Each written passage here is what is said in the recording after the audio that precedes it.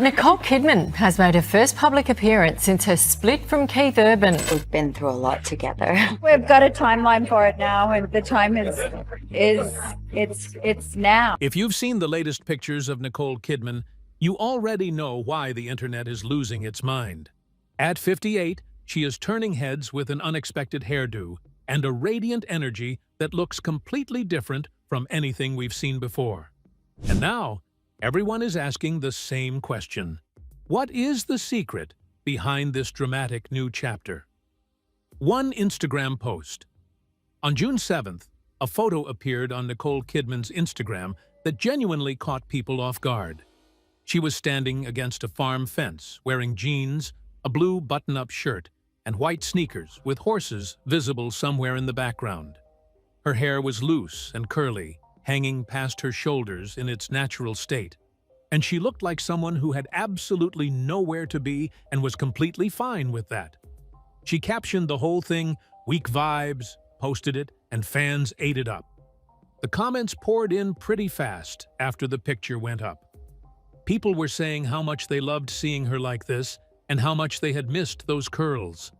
One person said they loved her natural hair, and many said she looked incredible with weekend curls. And the reaction made sense, because for a long time everyone had grown used to seeing her with sleek, carefully styled hair, and the curls had become almost non-existent. A few weeks before that photo appeared, Nicole had spoken about this very thing in a May 2025 cover story for Allure magazine. During the interview, she watched old footage of herself in the 1990 film Days of Thunder, and seemed genuinely caught off guard by her own hair. She told the interviewer that she had spent years straightening her curls and that she deeply regretted it. She said it had taken her a long time to make peace with her natural texture, and she turned that regret into a message for younger girls, telling them not to follow her example and to embrace what they were born with. She had been saying versions of this for years. Back in 2017, she told WHO magazine that she felt she had tortured her ringlets to death, and that she always warned others not to do the same. She also told the Sydney Morning Herald that she genuinely wished she had never started straightening it in the first place. The truth is, if there's one thing that Instagram photo she posted did, it was to remind everyone that Nicole did not come fully polished or composed like the figure we recognize today. In fact, not many actually know where she came from or how she was raised. Let's go back a couple of decades. Sydney, a stage, and a letter from Jane Campion. Nicole Mary Kidman was born on June 20th, 1967, in Honolulu, Hawaii, but only because her Australian parents happened to be in the United States at the time, with her father there doing breast cancer research. The family moved to Washington, D.C. soon after, and then, when Nicole was around 4 years old, they returned to Sydney, where she would grow up. Her father, Anthony Kidman, was a biochemist and clinical psychologist. Her mother, Janelle, was a nursing instructor and a women's rights advocate. It was a serious, thoughtful household, full of books and conversations about the world. And Nicole and her younger sister, Antonia, grew up going out with their parents to pass out pamphlets at rallies and take part in their campaigns. It was not a showbiz upbringing at all, which makes the direction Nicole's life took all the more interesting. She was a shy kid, fair-skinned and not particularly drawn to the beach-heavy social scene that defined Sydney summers for a lot of children her age. What she was drawn to was performing. She enrolled in ballet classes when she was young and later moved into drama, joining the Australian Theatre for Young People and working regularly at the Phillip Street Theatre in Sydney. At some point during those early theatre years, a film student named Jane Campion, who would later win an Academy Award for the piano, was in the audience watching Nicole perform. Campion was impressed enough to send Nicole a personal letter of praise and encouragement afterward. That kind of attention, from someone with a genuinely exceptional eye for talent, meant a lot. When Nicole was 17, her mother was sadly diagnosed with breast cancer.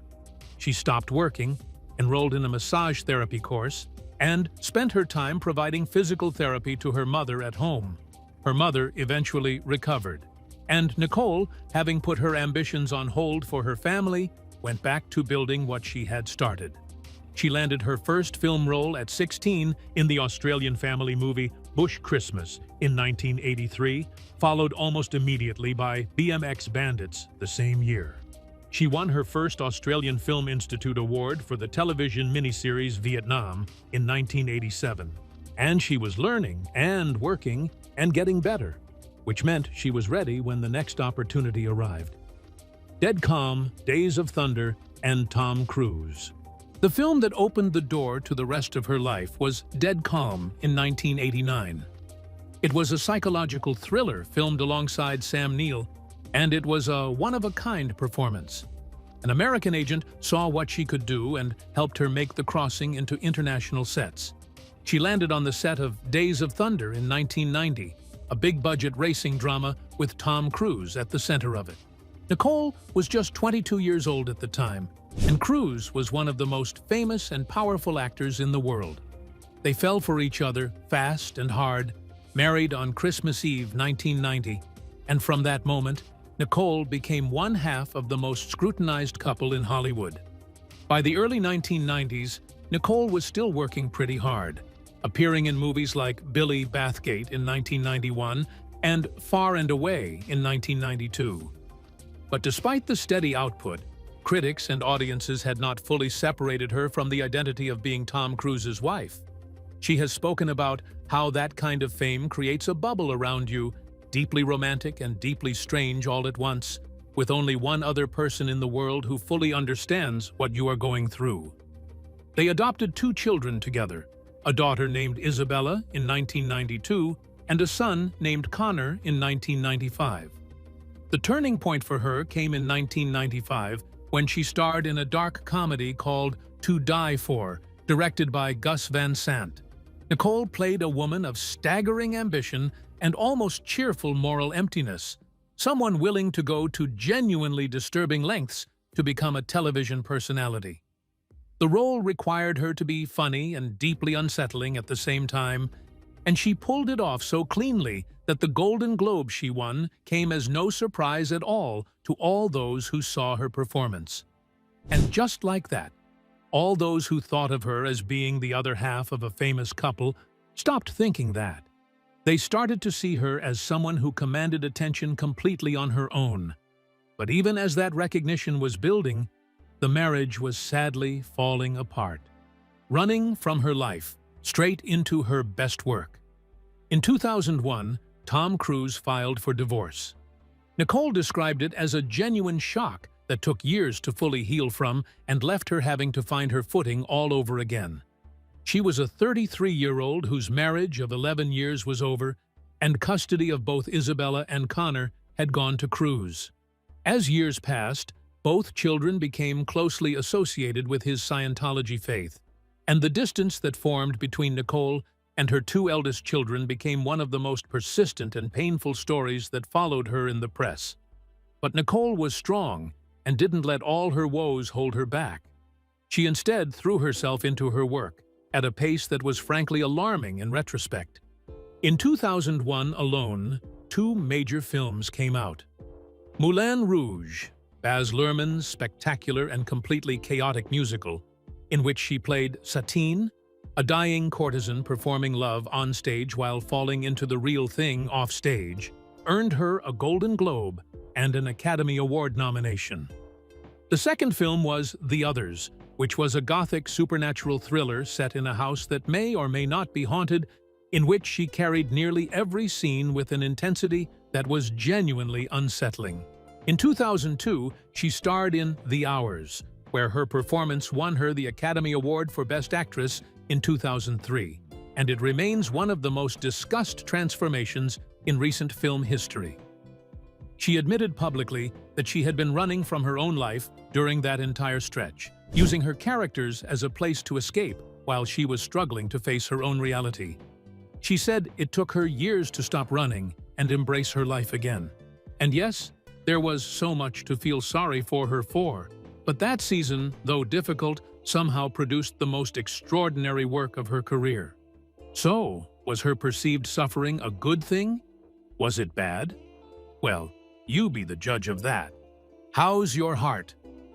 In 2005, Nicole attended the Jade USA Gala in Los Angeles, an annual event that brings together prominent Australians living and working in the United States. She was 37 years old at the time and was 4 years out of a very public divorce, and by her own admission, she was still finding her way back to herself. Keith Urban was also at the gala that night. He was an Australian country music star who had built a serious career in Nashville, and the two of them had actually met briefly once before, at a prior event, though neither had made much of an impression on the other at the time. This second meeting was different. Nicole told interviewers later that when he saw her that evening, he walked over and asked her how her heart was doing. It was an unusual thing to say to someone you barely knew, but Nicole was coming off years of real grief, and the question probably really made sense to her. So she answered that her heart was open. They talked for the rest of the evening, and Urban later said he went home and told a friend he had just met the woman he was going to marry. That kind of certainty sounds like something people say in hindsight, but the timeline suggests he meant it. They began dating shortly after the gala, and in June 2006, just over a year after that conversation, they were married in Sydney. The wedding was a huge event, covered heavily by the press, and it seemed like Nicole was genuinely finally happy again. But the marriage was tested almost immediately when Urban entered rehabilitation for substance and alcohol issues just a few months after the wedding. Nicole did not walk away, though. She stayed and supported him through the process, and Urban has spoken about that decision in interviews over the years as something that fundamentally changed how he viewed their marriage. So yeah, their marriage took a hit so early, but all it did was solidify their foundation. Not too long after, in 2008, they welcomed their daughter Sunday Rose, and Faith Margaret arrived in 2010. Nicole called Urban the love of her life in more than one interview over the years and described their relationship as one built on mutual understanding, partly because both of them knew from experience what navigating extreme public attention could cost a person.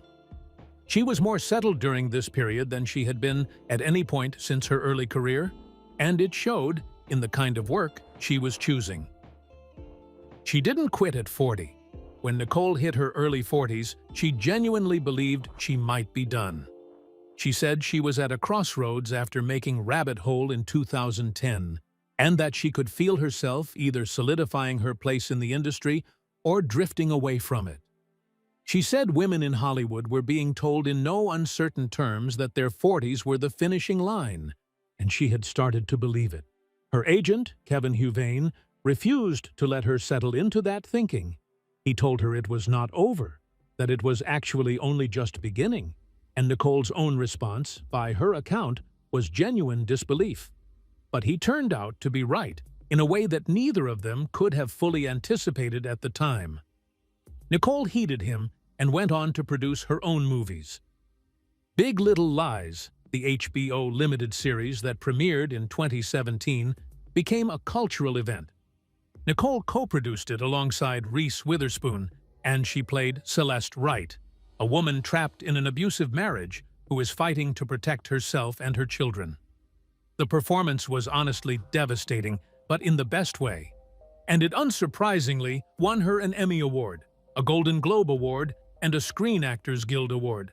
9 Perfect Strangers followed on Hulu in 2021, and 3 years later she produced Expats on Amazon Prime. During all these periods, she was receiving critical acclaim for her projects. First, Forbes ranked her as the 4th highest-paid actress in the world in 2019. Even the New York Times named her one of the greatest actors of the 21st century, and Time magazine included her on its list of the 100 most influential people in the world. Again, none of these were surprising. The woman was on fire, and everyone was feeling that heat. The year she called everyone's bluff.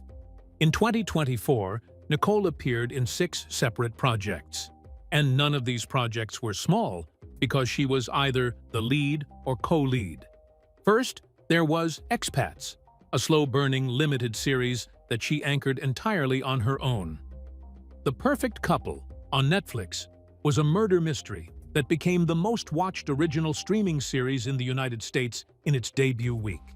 There was also A Family Affair, also Netflix, in which she played a woman falling for a much younger man played by Zac Efron.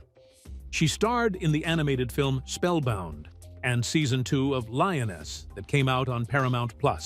Finally, there was Baby Girl. Baby Girl is an A24 erotic thriller directed by Dutch filmmaker Helena Rijn.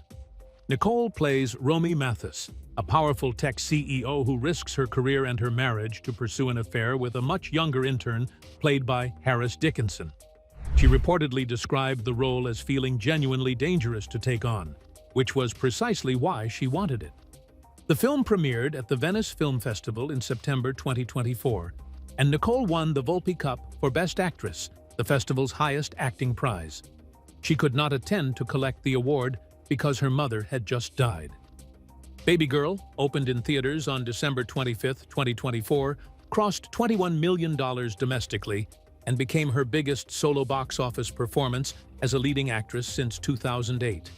It earned back its $20 million budget, was re-released in theaters on Valentine's Day 2025 due to continued demand, and earned Nicole a Golden Globe nomination and the 2025 Palm Springs International Film Festival's International Star Award. The film also earned its share of controversy, with some viewers uncomfortable with the age gap between Nicole and Dickinson, who is 29 years younger than her.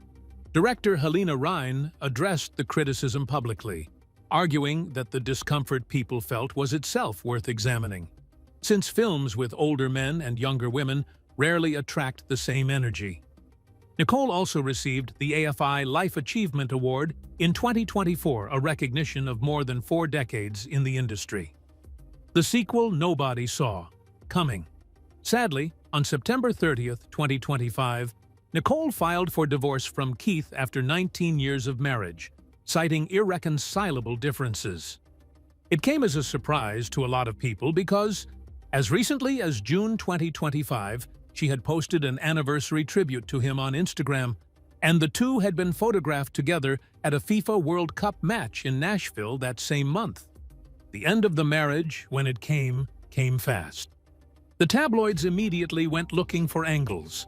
Reports surfaced claiming that Tom Cruise had complicated feelings about the news, with sources suggesting he felt a degree of vindication after years of being portrayed as the villain of their 2001 divorce. Other reports claimed the split had softened some of the long-standing distance between Nicole and her eldest children, Isabella and Connor, and that a possible family reunion was being explored. But through all these speculations, Nicole is buried waist-deep into her work.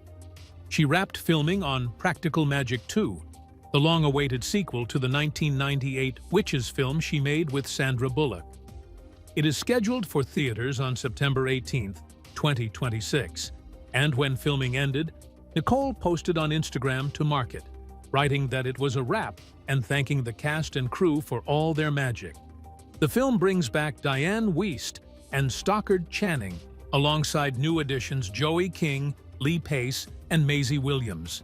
She was also on set in Los Angeles in April 2025, filming Margot's Got Money Troubles, an A24 limited series created by Big Little Lies producer David E. Kelly, and based on a 2024 novel by Rufy Thorpe, with a cast that includes Michelle Pfeiffer and Elle Fanning.